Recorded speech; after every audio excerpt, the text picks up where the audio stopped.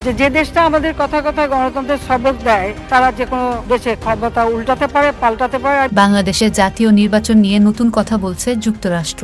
দেশটি এর আগে বাংলাদেশে অবাধ, সুষ্ঠু ও গ্রহণযোগ্য নির্বাচনের কথা বলে আসছিল, কিন্তু গত 10 এপ্রিল পররাষ্ট্রমন্ত্রী ড.এ.কে আব্দুল মোমেনের সঙ্গে বৈঠকের সময় মার্কিন পররাষ্ট্রমন্ত্রী অ্যান্থনি ব্লিনকেন জাতীয় নির্বাচনের মানদণ্ডটি আরও উপরে তুলে দিয়েছেন। এখন ওয়াশিংটন বলছে যুক্তরাষ্ট্র সহ সারা বিশ্ব বাংলাদেশের নির্বাচনের দিকে তাকিয়ে আছে।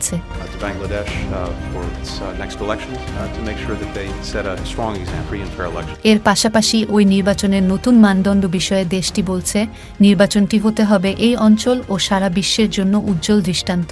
বিষয়টি অনেক বিশ্লেষকের মনোযোগ আকর্ষণ করেছে। তাদের মতে নতুন এই যুক্তিতে বাংলাদেশের নির্বাচনের মানদণ্ড অনেক উপরে নির্ধারণ করে দিয়েছে যুক্তরাষ্ট্র, যার সুদূরপ্রসারী প্রভাব থাকতে পারে। পররাষ্ট্রমন্ত্রী আব্দুল মোমেনের সঙ্গে বৈঠকের সময় মন্ত্রী অ্যান্থনি ব্লিনকেন বলেছেন, আমরা এবং সারা বিশ্ব তাকিয়ে আছে বাংলাদেশের দিকে। আগামী নির্বাচন অবাধ ও সুষ্ঠু হওয়ার একটি উজ্জ্বল দৃষ্টান্ত বাংলাদেশ তৈরি করবে এই অঞ্চল এবং সারা বিশ্বের জন্য। এ বিষয়ে ওয়াশিংটনে বাংলাদেশের সাবেক রাষ্ট্রদূত হুমায়ুন কবির বলেন, যুক্তরাষ্ট্রের ডেমোক্র্যাট সরকার অবাধ ও সুষ্ঠু নির্বাচনের জন্য সবসময় আগ্রহী। বাংলাদেশ একটি মুসলিম অধ্যুষিত দেশ এবং এখানে অবাধ, সুষ্ঠু, গ্রহণযোগ্য ও অংশগ্রহণমূলক নির্বাচন হলে সেটিকে অন্য দেশগুলোতে উদাহরণ হিসেবে দেখানো সম্ভব হবে যুক্তরাষ্ট্রের পক্ষে বলে তিনি জানান।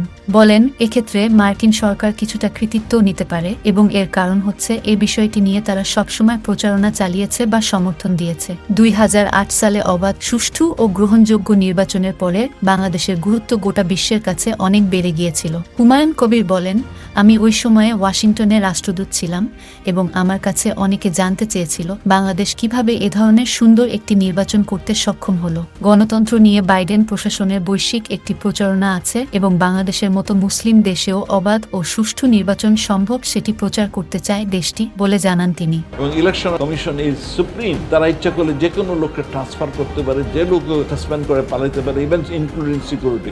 পশ্চিমা বিশ্বের নেতৃত্ব দিয়ে থাকে যুক্তরাষ্ট্র এবং দেশটির মতামত প্রতিফলিত হয় ইউরোপ, কানাডা, জাপান ও অস্ট্রেলিয়ার মনোভাবে। এ বিষয়ে সাবেক পররাষ্ট্র সচিব ও দিল্লি বিশ্ববিদ্যালয়ের বঙ্গবন্ধু চেয়ার প্রফেসর মো. শহীদুল হক বলেন, এটি মতবাদ ও আদর্শগত মিল। যুক্তরাষ্ট্র ওয়াশিংটন কনসেনসাসের প্রবক্তা, যেখানে গণতন্ত্র, আইনের শাসন, বাক স্বাধীনতা সহ অন্যান্য মূল্যবোধগুলোকে গুরুত্ব দেওয়া হয়ে থাকে। একই ধরনের ভাবধারা অনুসরণ করে থাকে পশ্চিমা দুনিয়ার দেশগুলো। এর ফলে যুক্তরাষ্ট্র যা বলে অন্যান্য অনেক দেশ একই ধরনের বিবৃতি বা মন্তব্য অনুসরণ করে জানিয়ে তিনি বলেন, অ্যান্থনি ব্লিনকেন যখন বলেন গোটা বিশ্ব দেখছে, তখন বুঝতে হবে অন্যান্য দেশগুলোর মনোভাব মোটামুটিভাবে একই ধরনের। নিজের অভিজ্ঞতা থেকে বলেন, পশ্চিমা বিশ্বের সব দেশের দৃষ্টিভঙ্গি বা বিবৃতি একই মাত্রার না হলেও মূল ভাববস্তু একই ধরনের হয়ে থাকে। বাংলাদেশ ও যুক্তরাষ্ট্রের সম্পর্ক শুধুমাত্র দ্বিপক্ষীয় ফ্রেমে দেখা হলে সামগ্রিক ছবি পাওয়া যাবে না। ভূরাজনীতি অর্থাৎ যুক্তরাষ্ট্রের সঙ্গে চীন ও ভারত সহ অন্যান্য দেশের সম্পর্ক এবং এর বিপরীতে বাংলাদেশের সঙ্গে ওইসব দেশের সম্পর্ক ঢাকা ও ওয়াশিংটন সম্পর্ককে প্রভাবিত করে। ভূরাজনীতিতে ভারসাম্য সবসময় গুরুত্বপূর্ণ এবং বাংলাদেশ সেটি সবসময় বজায় রেখে চলে জানিয়ে শহীদুল হক বলেন, নির্বাচন যে কোনো গণতান্ত্রিক দেশের সবচেয়ে গুরুত্বপূর্ণ ঘটনা। বাংলাদেশের নির্বাচন নিয়ে যুক্তরাষ্ট্র যখন নতুন ব্যাখ্যা দেয়, তখন বুঝতে হবে বাংলাদেশের গুরুত্বকে নতুনভাবে বিশ্লেষণ করছে দেশটি। অন্যান্য যে কোনো সময়ের তুলনায় বাংলাদেশ এখন অর্থনৈতিকভাবে অনেক বেশি শক্তিশালী এবং এর রাজনৈতিক নেতৃত্ব অনেক বেশি পরিপক্ক।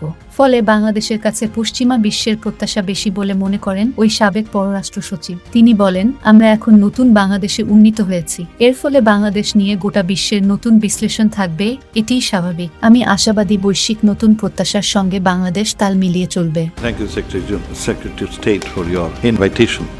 Our relationship between US and Bangladesh